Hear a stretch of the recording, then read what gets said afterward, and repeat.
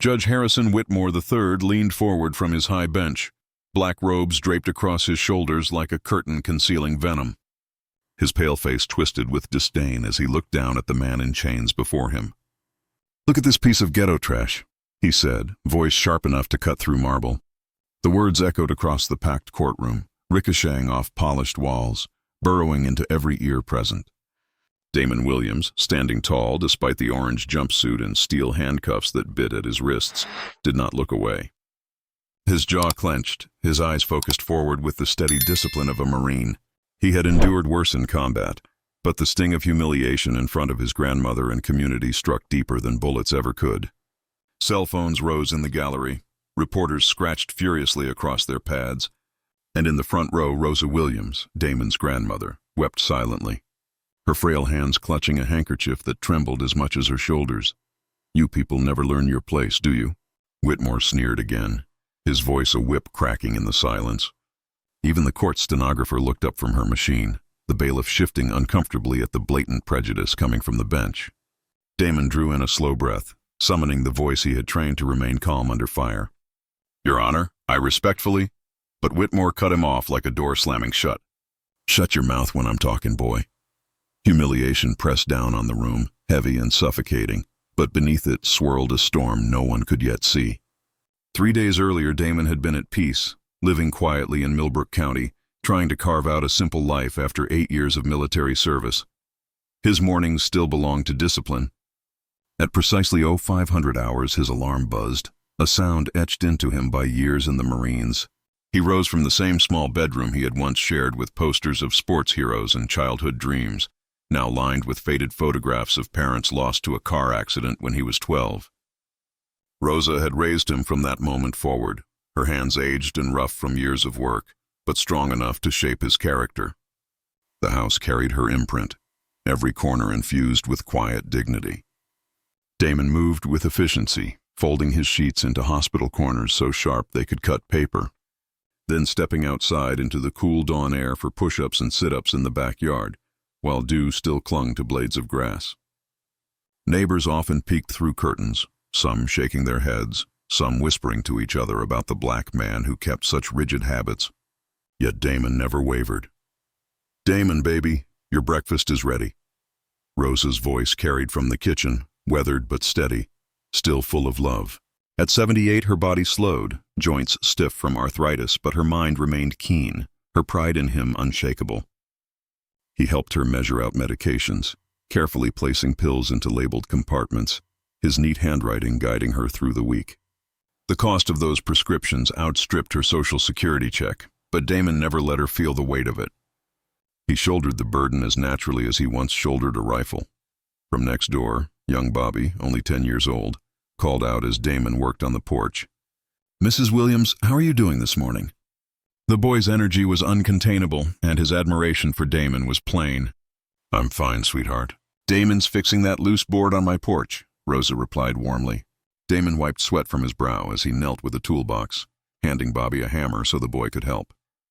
The child's face lit up with pride at being included, and in that small gesture Damon became more than a neighbor. He became a quiet role model for the children of Millbrook, proof that strength need not shout to command respect. Beyond the fences and porches, Millbrook County sprawled across rolling hills and fields, a community of 45,000 split sharply along racial lines that had been drawn decades earlier. White families held the banks, the courthouse, the more polished neighborhoods of the north side. Black families lived in older districts where houses sagged and opportunities thinned. At the center of town rose the courthouse square, where a Confederate memorial stood like a scar.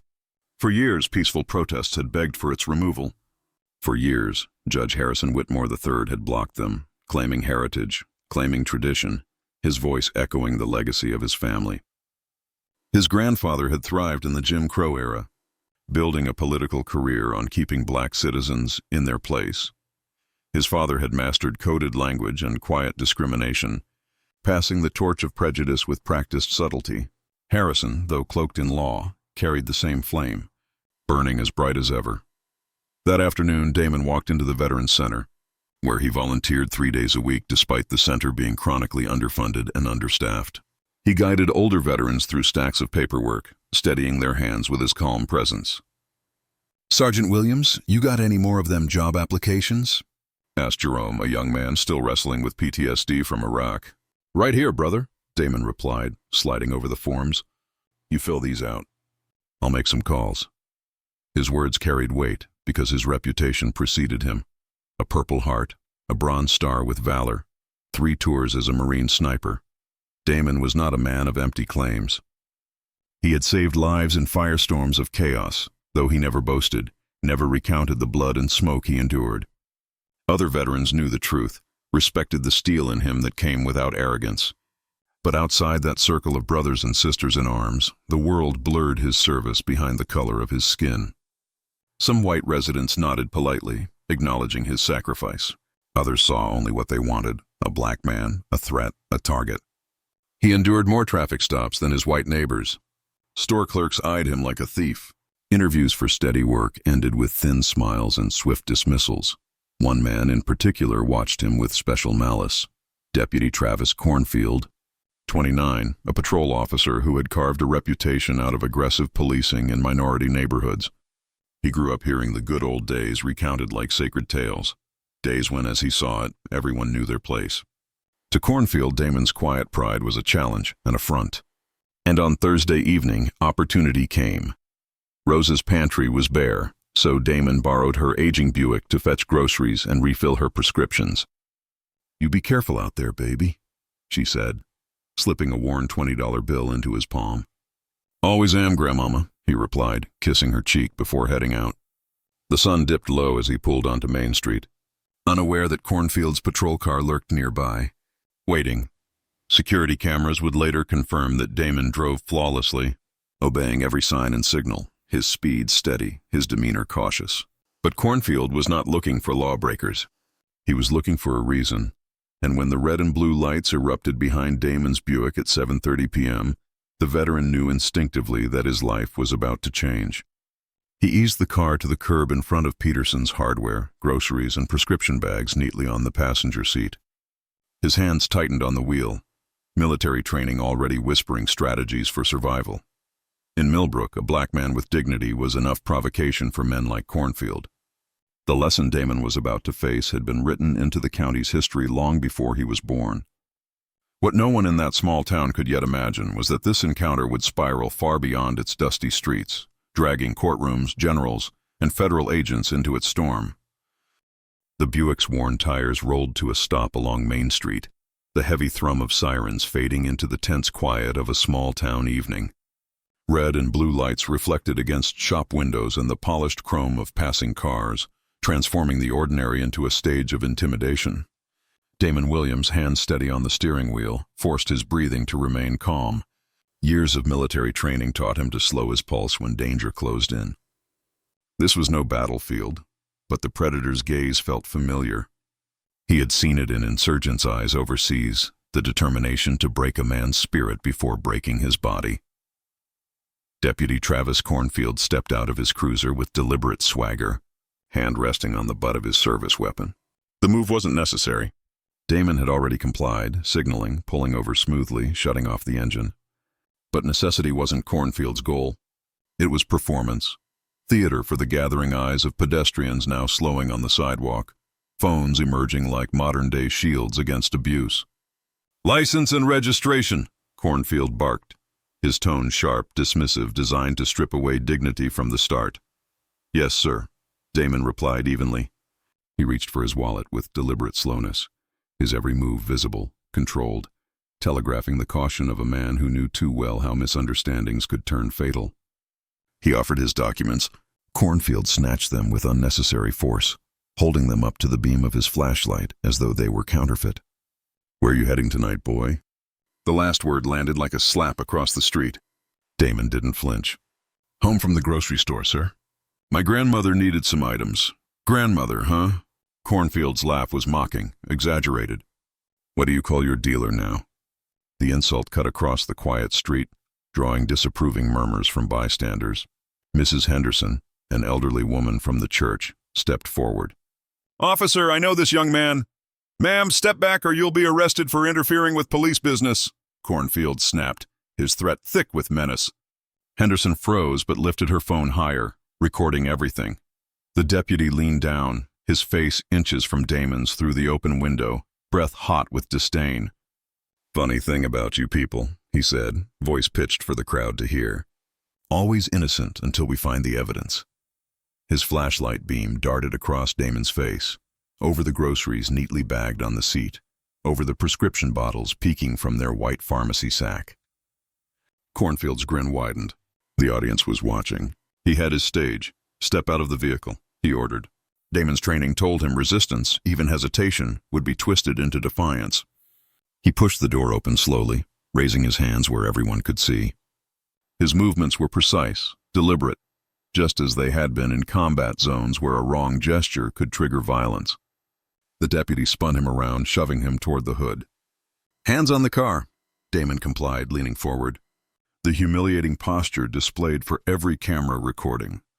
Cornfield's pat-down was rough, invasive, hands pressing with unnecessary force against Damon's ribs, his legs, his back. "You people always got something to hide," he announced loudly. "Pills, crack, guns. It's always something of your kind." Phones clicked, recording the humiliation, the groceries still bagged behind him, waiting to be upended. Across the street, Sarah Martinez, a young public defender, had paused her walk to watch, concern etching across her face. She recognized the tone, the escalation, the familiar playbook of small-town injustice.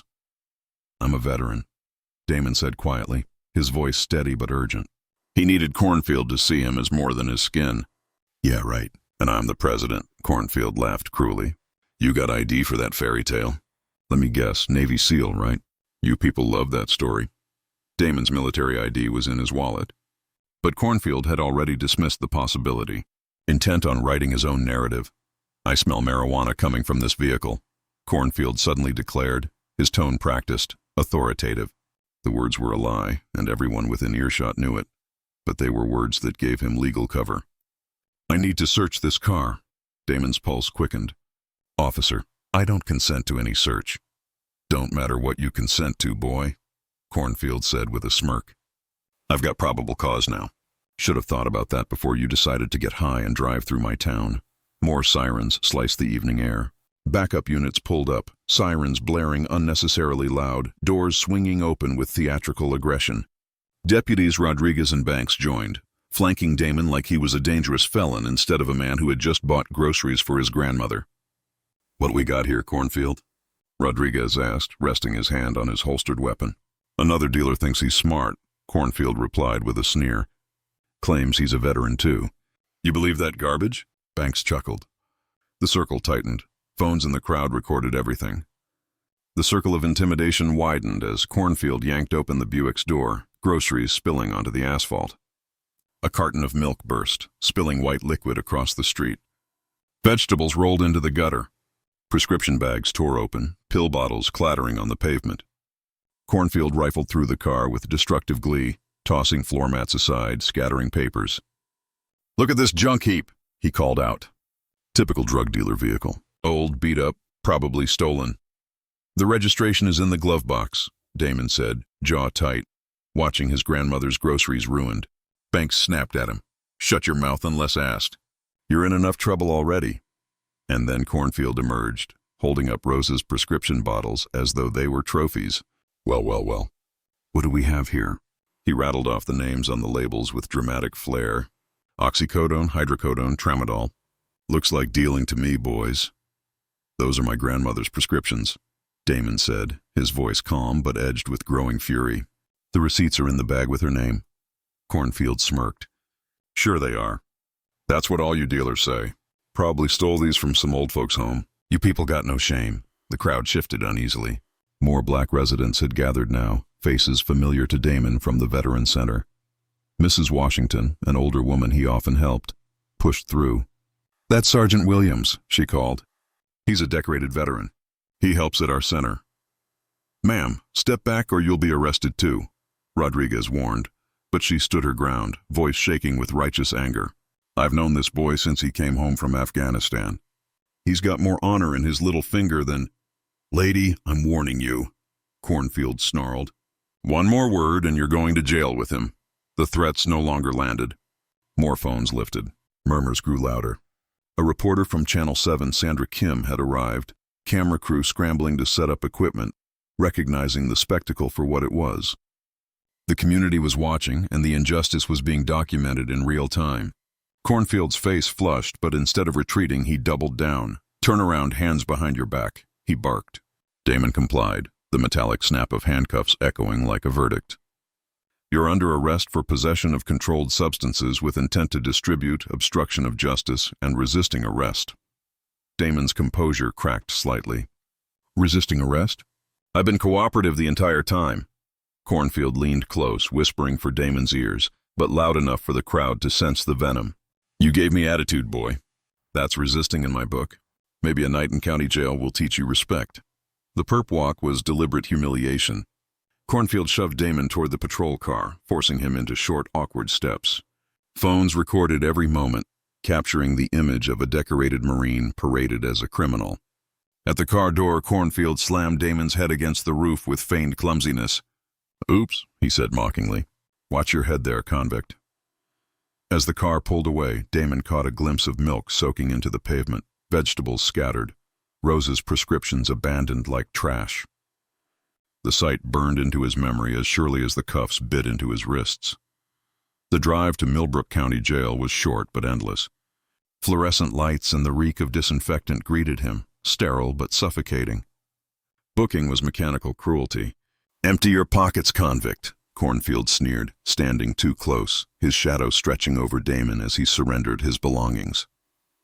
The booking sergeant, Officer Mills, processed the information with weary detachment, typing, "Damon Michael Williams, age 32. Cornfield leaned on the counter, smirking. "Make sure you put drug dealer under occupation." That's what he really does.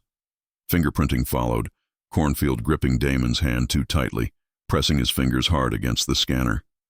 "You know how this works, right?" "Probably been through here before." "First time," Damon replied quietly. "Sure it is. You people always say that." The mugshot camera flashed, capturing his face from front and side, his posture still upright, dignity intact despite the degrading process. Then came the strip search. Cornfield volunteered eagerly. The search was invasive, humiliating, every crude comment designed to crack Damon's composure. He endured by retreating inward, recalling survival training. Count to 10, focus elsewhere, survive the moment. When it ended, he was issued an orange jumpsuit rough against his skin and shoes 2 sizes too small, reducing his proud stride to a shuffle. "Cell Block C," Cornfield announced with a grin. "Put him with the white boys. Let them welcome him properly." The heavy door clanged shut, echoing finality. Inside, 3 men eyed him with predatory curiosity. Jake Morrison, wiry and tattooed, arrested for his 3rd DUI, smirked. "Military, huh? What were you, a cook? You people don't see real combat." Billy Jessup, in for domestic violence, laughed eagerly, echoing Morrison's taunts. Carlos Mendez, arrested for driving without a license, kept his head down, avoiding the brewing storm. Morrison rose, circling Damon. "Afghanistan? Iraq? Or did you just buy surplus gear at the army store to impress girls?" Damon sat calmly on the bunk, refusing the bait. "3 tours in Afghanistan," he said evenly. The words hung in the air, quiet truth deflecting their lies. But the harassment didn't stop. After dinner, the racial slurs started. "Hey boy, you hear about that lynching down in Alabama last week?" Morrison sneered. "Too bad it wasn't Tennessee," Jessup chuckled. "Could have saved taxpayers money on this trial." Damon lay on his thin mattress, staring at the ceiling, controlling his breathing, unwilling to rise to provocation. He knew the game. If he reacted, they won. Guards rarely intervened when white inmates provoked black prisoners. In fact, Officer Barnes seemed to encourage it. On his midnight rounds, he paused, chatting with Morrison. "Any trouble with the new guy?" "Nothing I can't handle," Morrison replied, loud enough for Damon to hear. The message was clear. The system would not protect him. The night dragged, a calculated assault of noise and interruption. Lights flicked on and off, doors slammed, wellness checks every 30 minutes shattered any chance of sleep. It was psychological warfare, designed to break men down before trial. But Damon had endured worse in deserts and mountains where every night was a test of will. He practiced breathing techniques, meditated, held on to his composure with quiet strength. By morning, exhaustion clung to him, but his spirit remained unbroken. Cornfield appeared again, smirk plastered across his face. "Big day today, convict. Time to face the music." Shackles clamped around Damon's waist and ankles, forcing him into humiliating shuffling steps. Other inmates jeered as he passed, but some offered nods of respect, recognizing the calm strength in his posture. The courthouse loomed ahead. The same building where he had once walked freely to volunteer at the Veterans Center, now a place of judgment. Families crowded hallways, lawyers rushed with files, clerks moved briskly through corridors. Yet all eyes followed the black man in chains, whispers buzzing. In a small conference room, Sarah Martinez, the overworked public defender, met him. Her eyes were ringed with fatigue, case files stacked high, but she studied him carefully. "Mr. Williams, I'm your court-appointed attorney. I've reviewed the file. Best option might be a plea deal. Avoid serious jail time." Damon's jaw tightened. "Ma'am, I'm innocent. Those were my grandmother's prescriptions." "I never resisted arrest." She blinked, surprised at his clarity, his poise. Most clients admitted guilt, begged for deals. He was different. "Deputy Cornfield's report is detailed. Fighting these charges could be dangerous." Damon met her gaze. "I won't plead guilty to crimes I didn't commit." Something in his tone shifted her. She leaned forward. "Tell me exactly what happened." As he recounted every detail, her notes grew longer, her concern sharper. The story didn't align with the report, and she recognized the fingerprints of fabricated charges. "Do you have military documentation?" she asked. "My ID was in my wallet." Cornfield dismissed it as fake. She scribbled furiously. Federal protections for veterans echoed in her mind. "I'll need more time to investigate.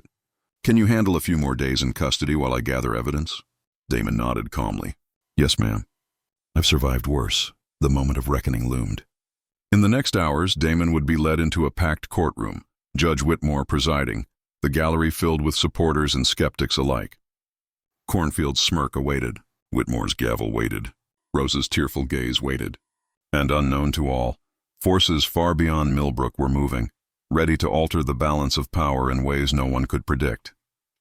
The heavy clang of the cell door closing behind him echoed like a drumbeat of finality.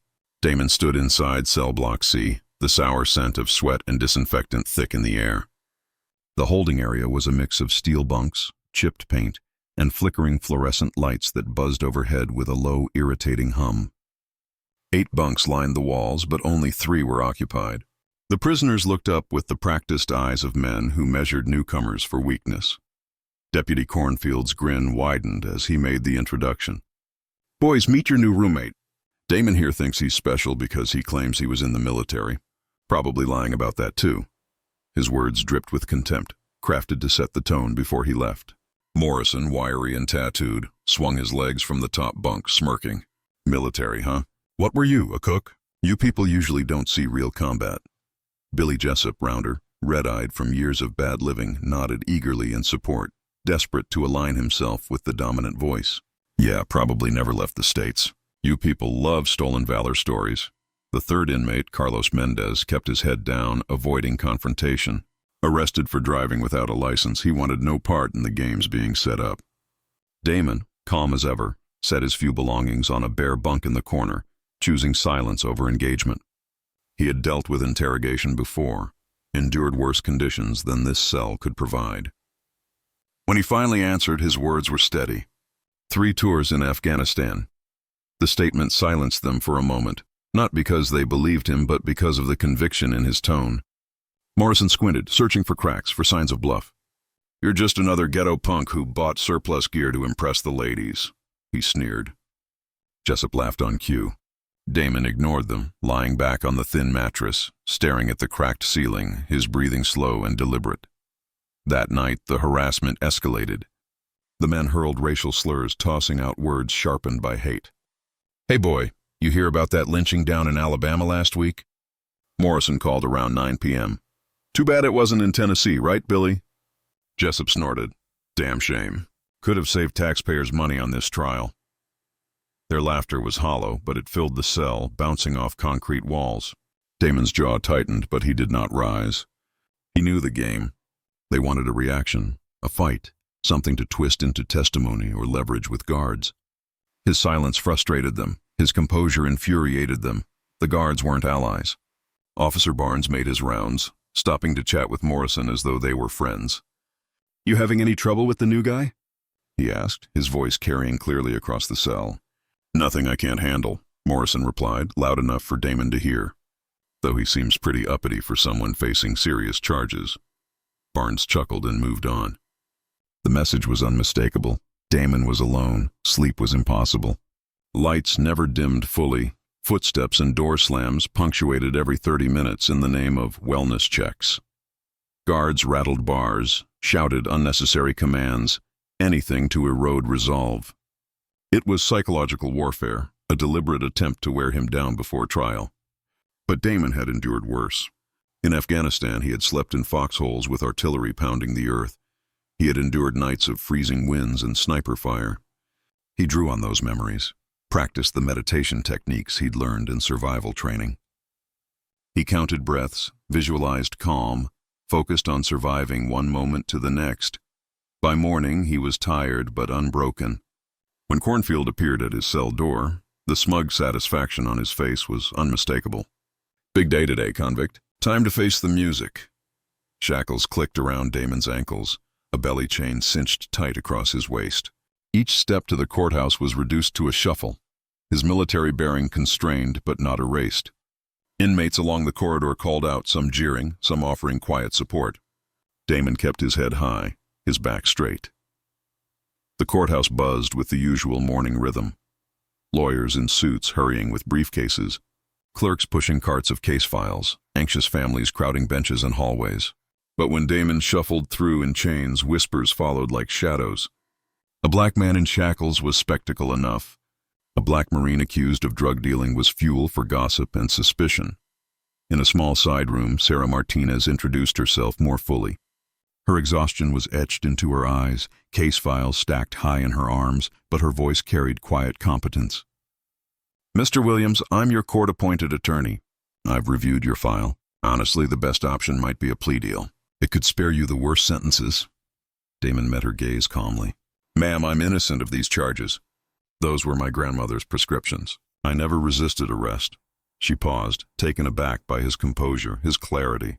Most defendants pleaded quickly, eager for leniency. He was different. "Deputy Cornfield's report is very detailed," she cautioned. "Fighting this could lead to harsher consequences." "I understand. But I won't plead guilty to crimes I didn't commit."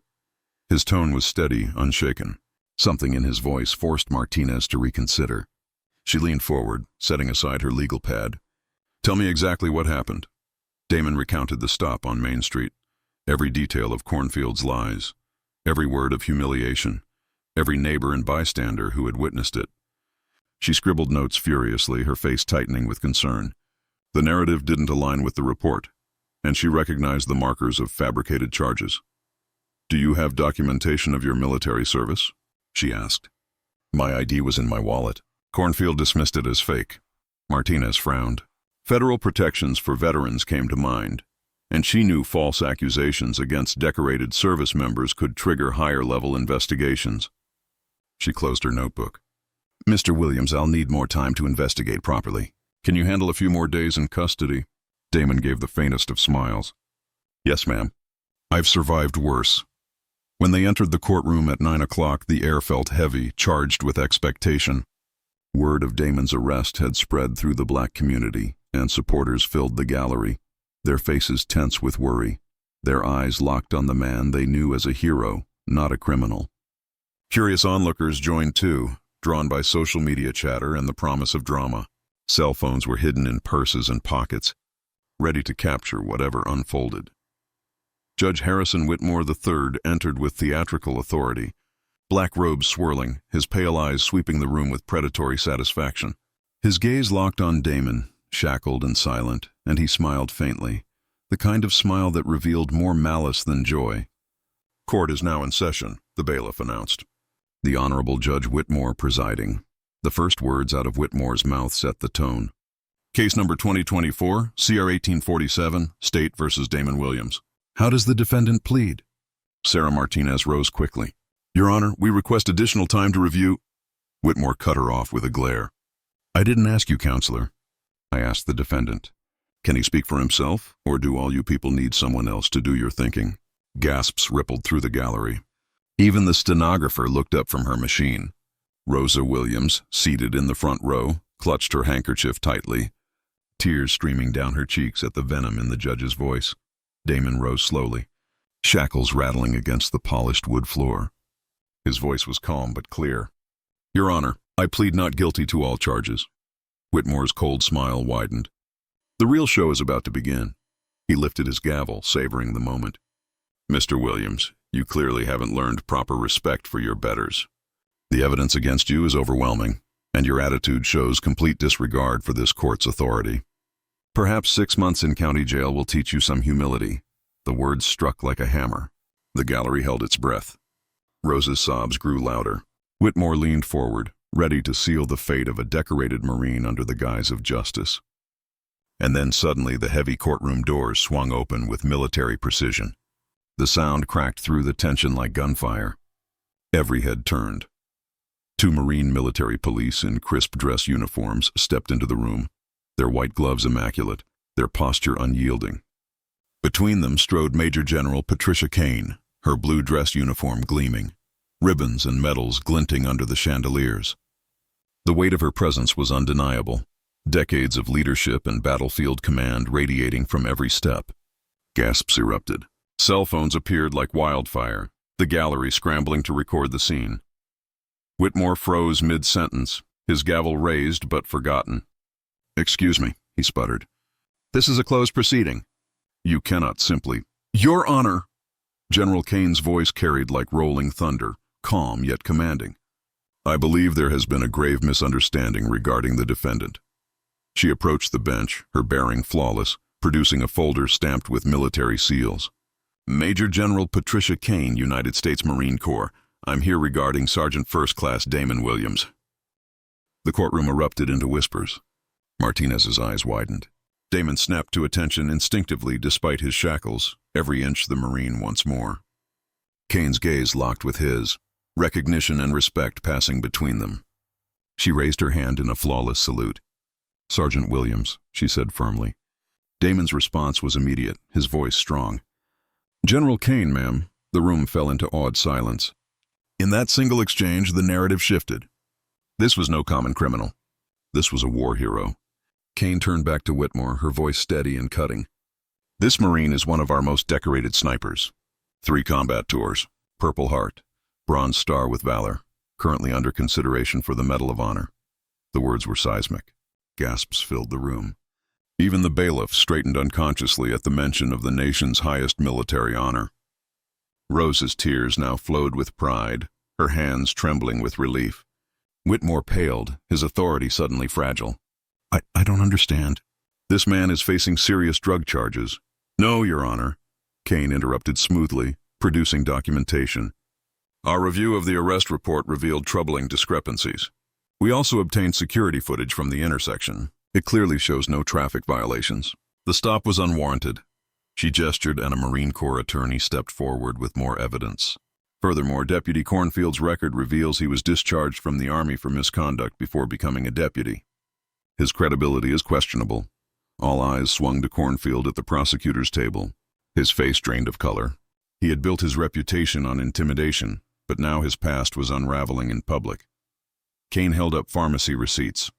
The so-called evidence. These prescriptions were picked up 30 minutes before his arrest. They belonged to Mrs. Rosa Williams, his grandmother. Security cameras confirm this.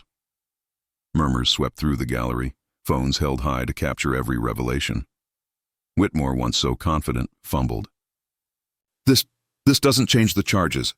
The evidence? Your Honor, Kane said firmly. This Marine saved 17 American lives during an ambush outside Kandahar. He held off enemy forces for 6 hours with a damaged rifle and multiple wounds, refusing evacuation until his unit was safe. And now he stands before you in chains for serving his grandmother. The silence was absolute, the weight of her words pressing down on everyone in the room. Whitmore's hands trembled as he gripped his gavel, the symbol of power that suddenly felt like dead weight. In that moment, every eye in the courtroom saw the truth. Damon Williams was not a criminal. He was a hero. The shame belonged to the system that tried to break him. The courtroom erupted into whispers. Martinez's eyes widened. Damon snapped to attention instinctively despite his shackles, every inch the Marine once more. Kane's gaze locked with his, recognition and respect passing between them. She raised her hand in a flawless salute. "Sergeant Williams," she said firmly. Damon's response was immediate, his voice strong. "General Kane, ma'am." The room fell into awed silence. In that single exchange, the narrative shifted. This was no common criminal. This was a war hero. Kane turned back to Whitmore, her voice steady and cutting.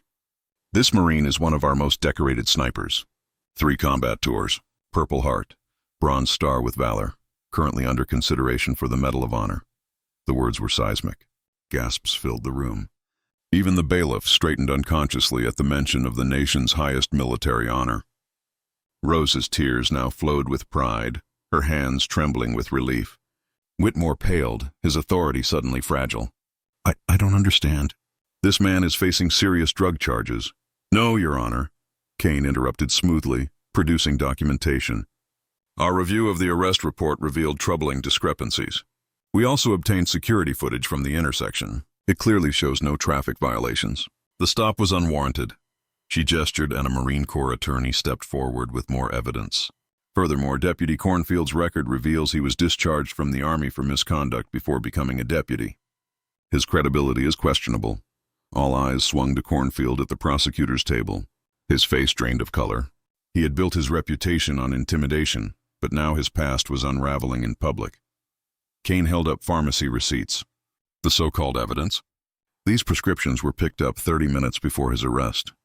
They belonged to Mrs. Rosa Williams, his grandmother.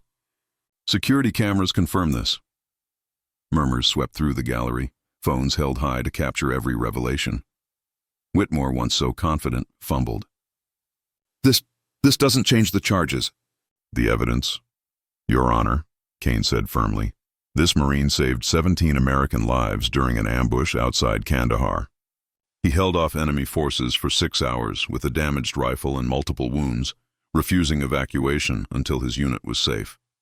And now he stands before you in chains for serving his grandmother." The silence was absolute, the weight of her words pressing down on everyone in the room. Whitmore's hands trembled as he gripped his gavel, the symbol of power that suddenly felt like dead weight. In that moment, every eye in the courtroom saw the truth. Damon Williams was not a criminal. He was a hero. The shame belonged to the system that tried to break him. For Damon, freedom had returned, but the scars of the nightmarish days in jail remained etched in him. Still, as he stepped out into the sunlight, his back straight, the crowd cheering his name, he felt something stronger than humiliation or anger. He felt the weight of responsibility. His story had already escaped the walls of Millbrook. It belonged to the nation now, and with it came the chance to demand change not just for himself, but for everyone who had been silenced by injustice. The courthouse square, once dominated by the Confederate monument that Whitmore had defended so fiercely, now echoed with chants of justice for Damon. And no more lies. Children perched on shoulders shouted his name, elders wept openly, veterans saluted him as he passed. The square had been a place of oppression for generations, but in that moment it transformed into a place of reckoning. The storm that began with flashing lights on Main Street had now swelled into something larger, unstoppable. Cornfield's lies had collapsed under the weight of truth, Whitmore's prejudice exposed, and Damon's honor restored before the eyes of the nation.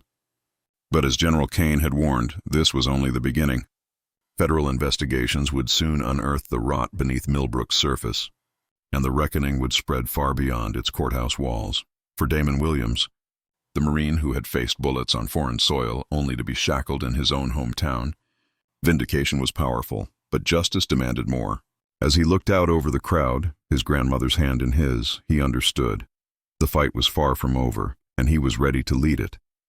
Within hours of General Kane's intervention, the courthouse confrontation had exploded into a national scandal. By the next morning, television anchors repeated Damon Williams' name across every major network. Clips of Cornfield dumping Rosa's groceries on the pavement played on a loop, side by side with footage of General Kane marching into the courtroom in full-dress blues, her salute transforming the narrative in a single moment. Hashtags spread like wildfire. your Millbrook justice, your veteran abuse, your honor in chains. What had begun as a small-town arrest now blazed as a national conversation about racism, policing, and the mistreatment of veterans. The FBI arrived before the weekend ended. Special Agent Rebecca Torres led a team of civil rights investigators, her presence announced with a press conference outside the Millbrook County Courthouse. Cameras flashed as she stood at the podium, her words precise and unflinching. When law enforcement targets individuals based on race, it becomes a federal matter. We are here to determine whether civil rights statutes were violated in the case of Sergeant Williams and whether a broader pattern exists within Millbrook County.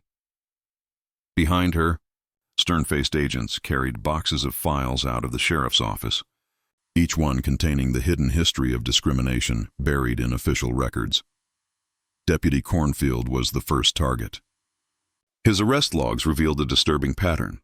78% of his arrests involved minorities, even though Millbrook's population was evenly divided. Reports were littered with the same phrases: suspicious odor of marijuana, resisting arrest, non-compliant suspect.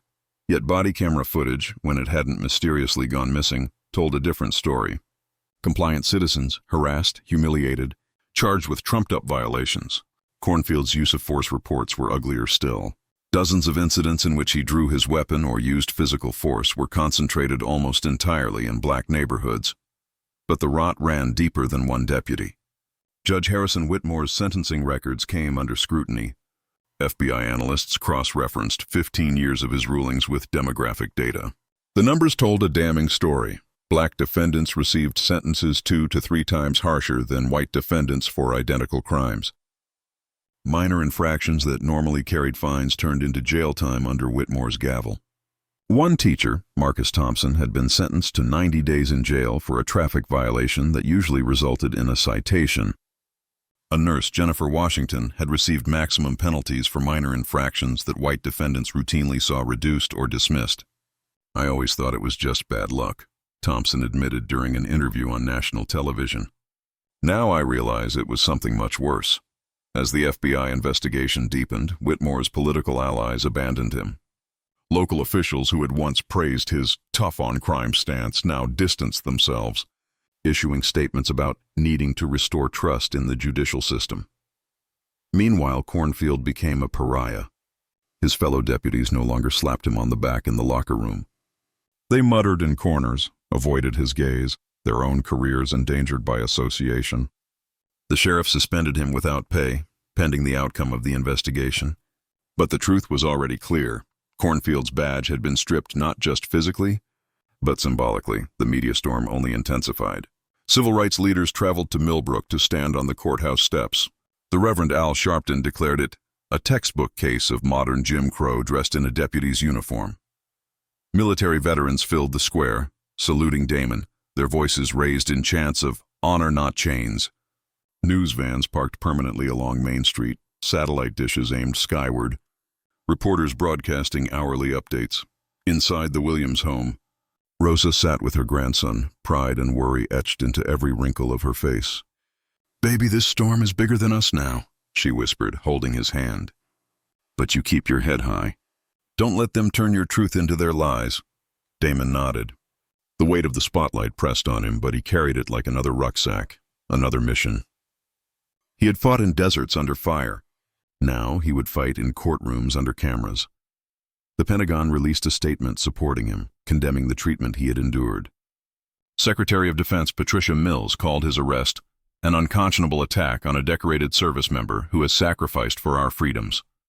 The American Legion launched a legal defense fund in his honor. Veterans of foreign wars chapters across the country held vigils, their members in uniform saluting his photograph. Online, Marines from across generations posted messages of support. Once a Marine, always a Marine. Semper Fi, brother. For Whitmore and Cornfield, the storm turned into a hurricane. Federal grand juries convened within 3 weeks. The charges against Cornfield were severe: deprivation of rights under color of law, falsifying police reports, perjury. Each carried prison time.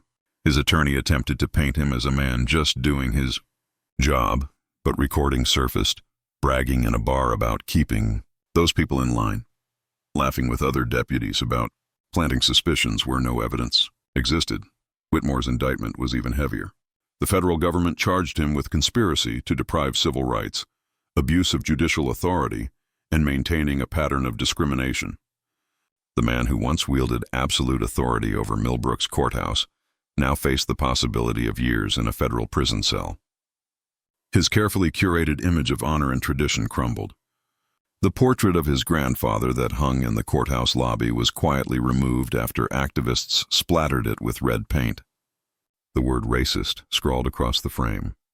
As the scandal deepened, ordinary citizens came forward with their own stories. A black shop owner recounted being fined thousands for minor zoning violations while white competitors were ignored. A young man described being jailed for unpaid parking tickets when others walked free. Each testimony painted a picture of a county where power and prejudice were twins, wrapped together in law books and uniforms, in living rooms across America. Damon's face became a symbol of injustice and resistance. Talk shows replayed his dignified words from the courtroom, his refusal to plead guilty to crimes he hadn't committed. "I served this country for 8 years," he had told the court. "I bled for the Constitution that promises equal justice under law." The simplicity of the statement, its clarity, resonated with millions. Letters poured into Millbrook from across the country, from veterans, teachers, students, grandparents. Some carried donations, others handwritten prayers, still others promises to fight for reform in their own towns. For Damon, the attention was overwhelming but purposeful. Each interview, each spotlight, was a chance to advocate for veterans and expose systemic injustice. He appeared on national programs not as a victim but as a voice of resilience. "This isn't just about me," he told one interviewer.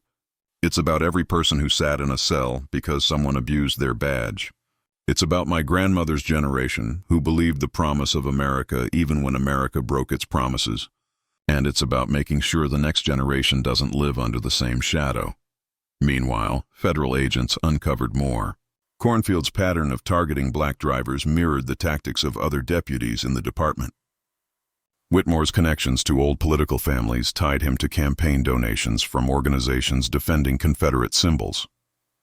What had begun as one false arrest became a case study in how local power structures preserve themselves through intimidation and fear. By the end of the 5th week, indictments were official. Cornfield faced trial on charges that could send him to federal prison. Whitmore faced the collapse of his legacy, his robes now a costume of disgrace. For Damon, the storm that had begun with flashing lights on Main Street was far from over. The coming months would bring trials, testimony, and more cameras. But he no longer stood alone. Behind him stretched an army of veterans, civil rights leaders, federal investigators, and everyday citizens who saw his story as their own. The transformation of Millbrook had only begun. Protests filled the courthouse square daily, demanding reform, chanting Damon's name. The Confederate monument, long defended by Whitmore, became the target of nightly vigils and calls for removal. What once symbolized heritage to some now stood as a monument to injustice, its days numbered. For Rosa, the changes were bittersweet. She had lived through segregation, endured years when justice was a word written on paper, but never lived in practice. Now, at 78, she saw her grandson vindicated and honored, his dignity restored before the nation. "The Lord answers in His time," she told a reporter softly, her hands trembling as she clutched a photograph of Damon in his Marine uniform. "And sometimes He uses the young to finish the battles of the old." As summer turned to fall, Millbrook became a symbol across America. Editorials declared it a turning point, proof that even small counties could not hide from accountability. Law schools began adding the Williams case to their civil rights curricula. Activists cited it as evidence for federal oversight of rural courts. Veterans used it to demand stronger protections for service members in civilian life. But for Damon, it was simpler. He returned to the Veterans Center, sitting at desks with young men like Jerome Martinez, guiding them through benefit applications. He fixed porch boards for neighbors, handed hammers to eager children. Fame had found him, but he wore it lightly. "My mission is the same as it always was," he told a group of kids who followed him on his morning run. "Serve, protect, keep moving forward." Yet even as he carried on quietly, the ripple effects of his arrest continued to spread. Cornfield's name became shorthand for abuse of power, Whitmore's for corruption in robes. Their downfall warned others who thought authority gave them license to discriminate. And in the middle of it all stood Damon, once humiliated in chains, now a symbol of dignity stronger than iron. The reckoning was far from complete. But Part 5 of Damon's story, the federal intervention, the exposure of systemic corruption, and the transformation of his suffering into a national movement, had ensured that Millbrook County would never be the same again. And neither would America, which now carried the memory of a Marine saluting through shackles, refusing to bow to lies. 6 months after the explosive courtroom reversal in Millbrook County, the federal trial of Deputy Travis Cornfield and Judge Harrison Whitmore III began in Nashville. By dawn, the courthouse steps overflowed with people, reporters clutching microphones, civil rights activists chanting for justice, veterans in pressed uniforms standing shoulder to shoulder as a silent honor guard.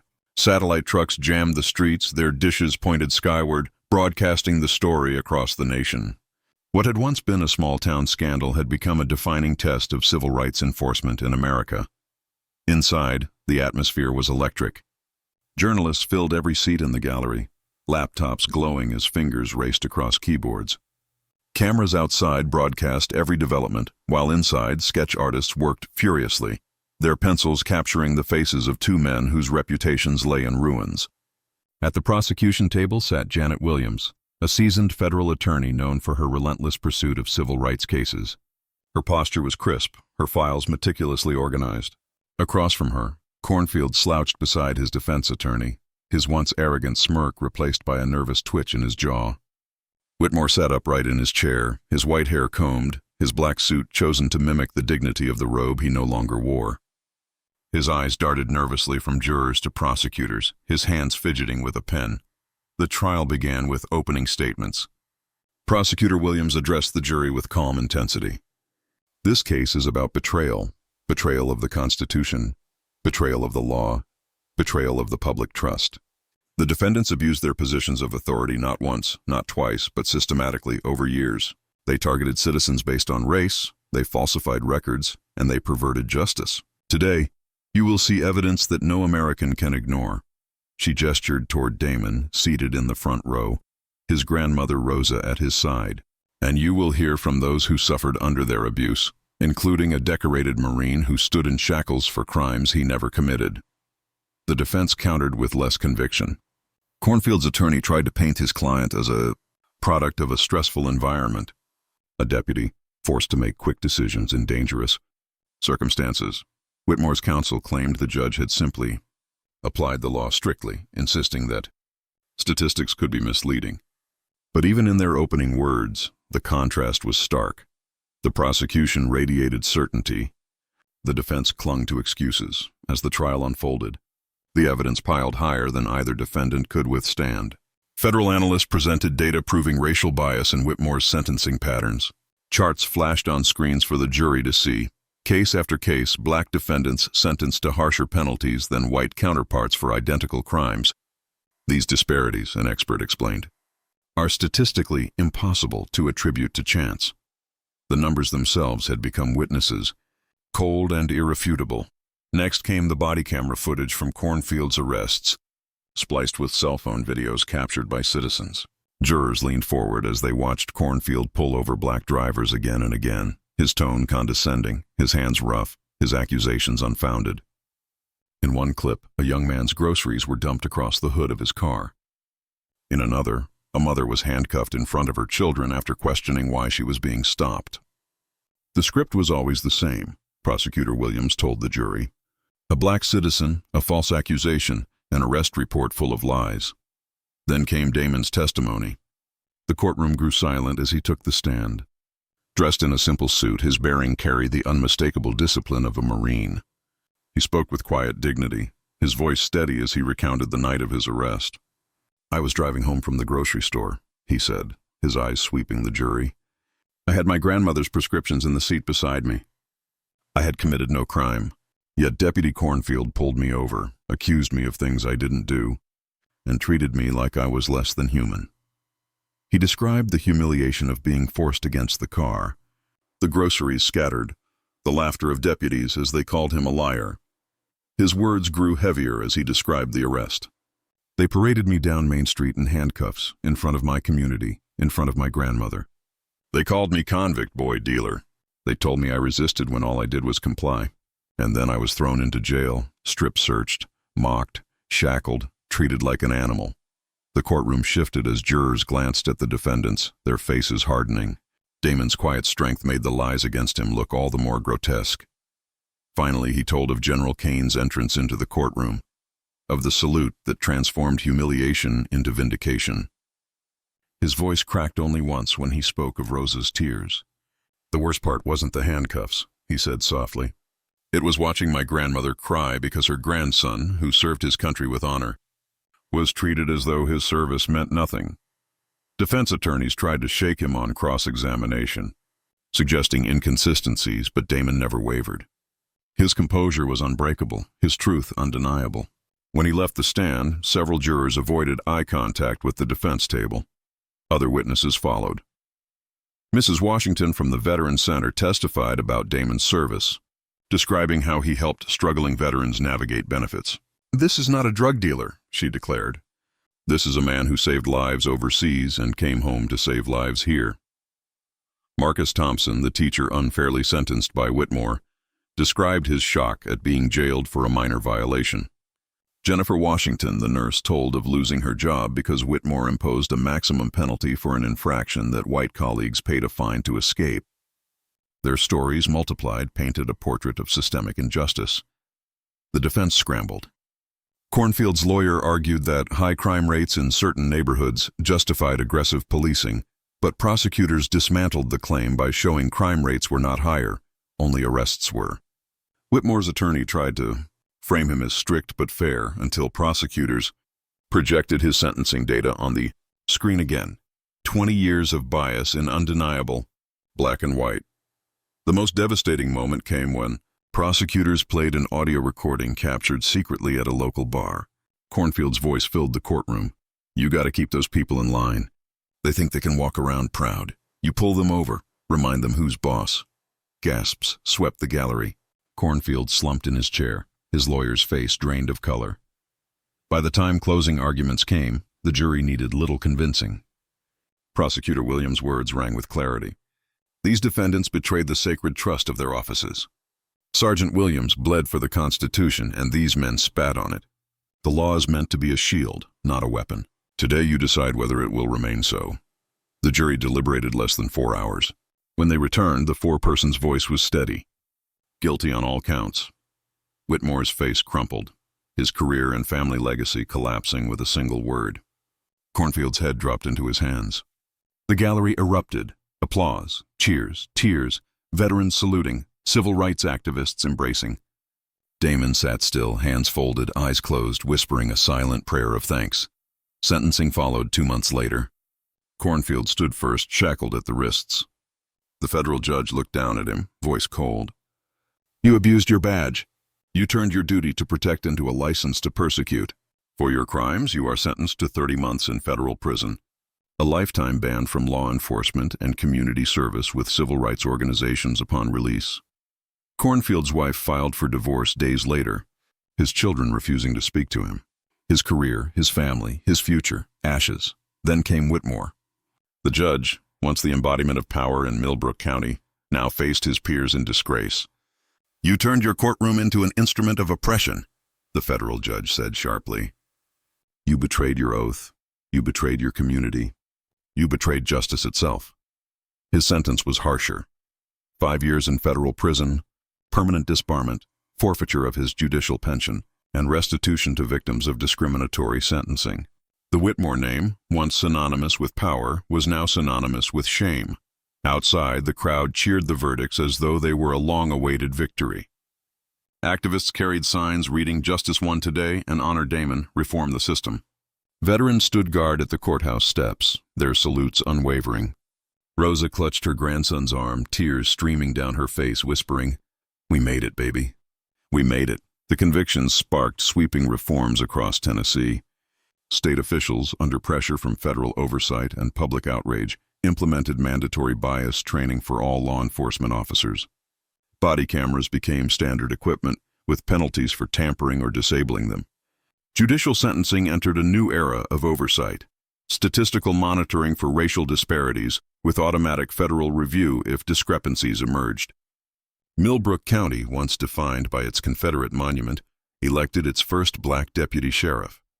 The courthouse square that had once held symbols of oppression now displayed a memorial honoring veterans of all races. The Confederate statue was finally removed. For years, Whitmore had defended it as heritage. Now, federal investigators revealed its history as a tool of intimidation, erected during Jim Crow to send a message. Under cover of dawn, cranes lifted the stone soldier from its pedestal. By noon, crowds gathered to watch, tears and cheers mixing as the monument disappeared. In its place, community leaders planned a memorial to Rosa Williams and others who had fought for justice. Damon received apologies from the governor, the state attorney general, and the county commission. The Marine Corps honored him with a promotion to staff sergeant in a ceremony attended by General Kane.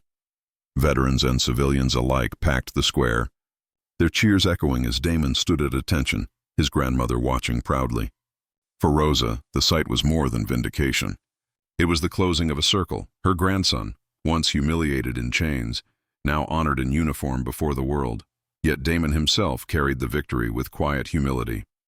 "This isn't about me alone," he told reporters. "It's about every person who's been silenced by a badge or a gavel misused.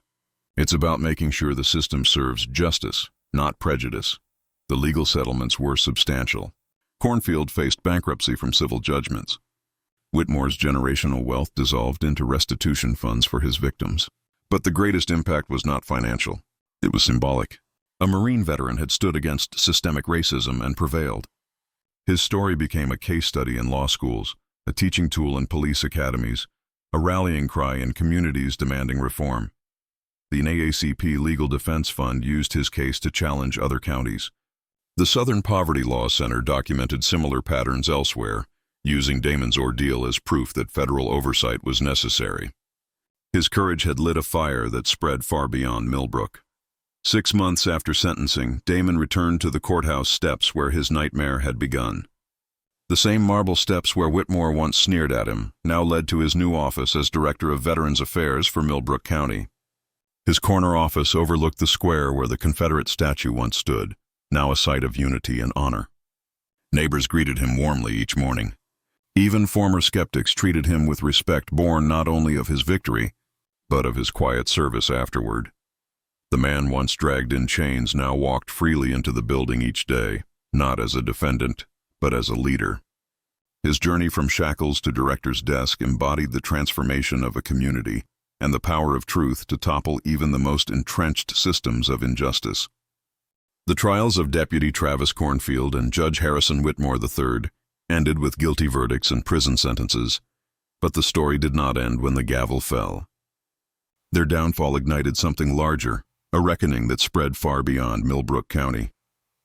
Change rippled through Tennessee and then outward, carried by news reports, documentaries, and the voices of activists who had long been waiting for an opening. For the first time in decades, the old order of power in Millbrook cracked wide open, and from the ruins emerged a new vision of justice. The state moved quickly under the scrutiny of federal monitors. Law enforcement agencies across Tennessee instituted sweeping reforms. Body cameras, once optional and often malfunctioning during controversial arrests, became mandatory. Officers caught disabling them faced termination and possible prosecution. Training programs on racial bias, long dismissed as unnecessary by local sheriffs, became a requirement. The state Supreme Court introduced a new system of data monitoring. Every sentence handed down by a judge would be logged, analyzed, and compared across race, income, and prior record. If disparities emerged, federal review followed automatically. What had once been hidden behind the marble walls of courthouses was now transparent for all to see. In Millbrook itself, the transformation was even more dramatic. The county elected its first black deputy sheriff, a man named Robert Hayes, who had grown up in the very neighborhoods Cornfield once patrolled with a heavy hand.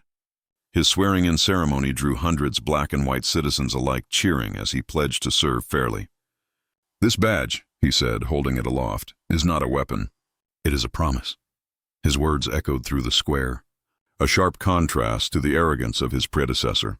The courthouse square, long overshadowed by the Confederate monument Whitmore had defended so fiercely, changed too. After federal investigators revealed the statue's origins as a tool of intimidation, county leaders finally voted for its removal. At dawn one Saturday, cranes lifted the stone soldier from its pedestal. Crowds gathered, some cheering, others protesting, but by noon the monument was gone. In its place rose a new memorial, a polished black granite wall engraved with the names of veterans from Millbrook County, black and white alike, who had served their nation with distinction. At the dedication ceremony, Damon Williams stood at the podium, his grandmother Rosa seated in the front row. His words were simple but carried weight. This wall tells the truth, honor has no color. For Rosa, the transformation was almost too much to absorb.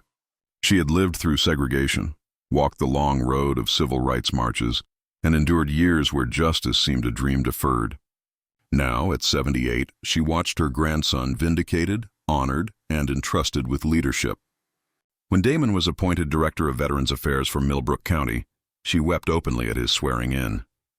Her weathered hands shook as she held the Bible, her voice trembling as she whispered, "You did it, baby. You turned their chains into your crown." Damon's office overlooked the very steps where he had once been paraded in shackles. Each morning as he climbed them, the memory flickered in his mind. The laughter of deputies, the sting of humiliation, Rosa's tears in the gallery. Now those same steps led him into a place of service. His work as director was practical and relentless, helping veterans file benefit claims, guiding them through job searches, connecting them with housing assistance. Federal funding had increased dramatically after his case drew national attention, and Damon made sure every dollar reached the men and women who needed it most.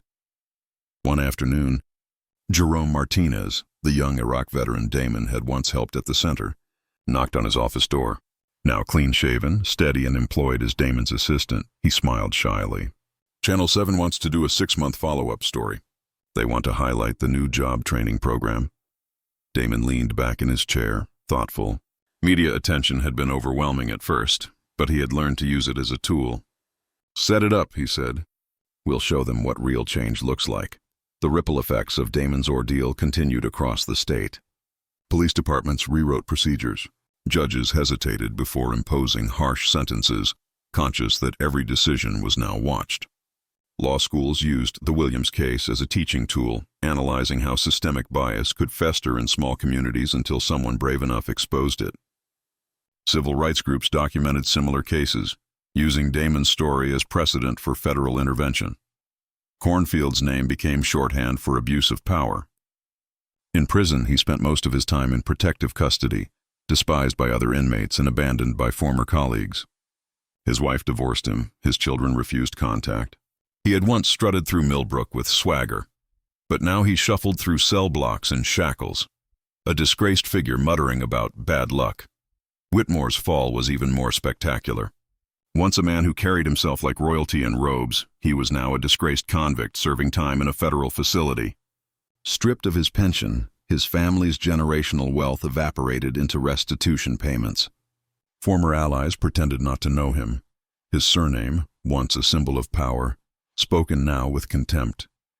He spent long days in the prison library, staring at law books he had once used as weapons, now meaningless in the face of his downfall. But Damon did not dwell on their punishment.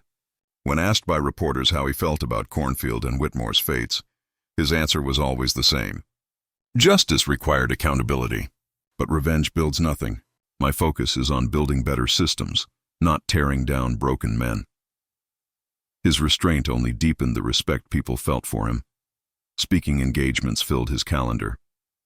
Universities invited him to share his story. Military bases asked him to address young recruits. In one auditorium at Quantico, rows of fresh Marine faces listened intently as he described his ordeal.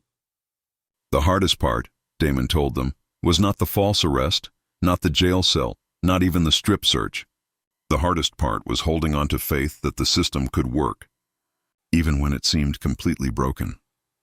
His words resonated with them, a reminder that courage was not only for battlefields, but also for everyday struggles against injustice. 8 months after his vindication, Rosa passed away peacefully in her sleep. The community turned out in hundreds for her funeral. Veterans in uniform lined the aisles, General Kane herself traveling to pay respects. Damon delivered the eulogy with a voice that wavered only once. "She taught me that strength is not about striking back when you are wronged," he said at the graveside. "Real strength is holding on to your principles when the world tries to strip them away." The scholarship fund established in her name had already helped 20 military families facing legal challenges. Corporate sponsors and donors contributed over $200,000, ensuring her legacy would continue. Damon's story was immortalized in other ways too. The federal courthouse in Nashville added his case to its permanent civil rights exhibition, honoring his role in advancing equal justice. His photograph stood alongside those of activists from the 1960s, a reminder that the fight was never truly finished, only carried by new generations. As fall settled over Millbrook, Damon stood once again on the courthouse steps, the morning sun stretching shadows across the marble. The same steps where he had once been dragged in shackles now led to his office, where veterans waited for his help. Janet Peterson, the hardware store owner who had witnessed his arrest, waved from across the square. "Morning, Director Williams," she called. Damon smiled warmly. "Morning, Mrs. Peterson." Their easy exchange symbolized how far the community had come. Trust had been rebuilt not by demands but by daily service, brick by brick. Reporters sometimes asked him what lesson people should take from his ordeal. He always gave the same answer. Change doesn't happen overnight. It happens through daily choices, by refusing to accept that wrong is inevitable, by standing up even when it costs you, by helping others even when you're tired. That's how communities change. General Kane, now retired, continued to mentor him. One morning, Damon's phone buzzed with a text from her. "Proud of you, Marine. Semper Fi." He smiled, pocketed the phone, and turned back to a stack of benefit applications on his desk. Fame could wait. His mission was here, with the veterans who needed him, with the families who depended on him, with the town still healing from the wounds of its past. His story had begun as one man's humiliation in chains, but it ended as something greater, a symbol of dignity, perseverance, and transformation. Damon Williams had not only cleared his own name, he had forced a system to change. He had taken the very tools meant to crush him and reshaped them into instruments of reform. His journey became a beacon for others, proof that truth and courage could outlast even the most entrenched injustice. As he stood on the courthouse steps one October morning, the cool air carrying the sound of children playing nearby, he thought of the question that had followed him since his ordeal. What do you do when you see injustice? Do you remain silent or do you act? Damon knew his answer. He had chosen courage, and in doing so, he had helped his community choose it too. The work was far from finished, but the path had been cleared. Every generation faces that choice, between comfort and courage. Damon's life had become a reminder of what courage could accomplish, even in the face of shackles and lies. And for Millbrook County, once bound by the weight of prejudice, courage had finally won.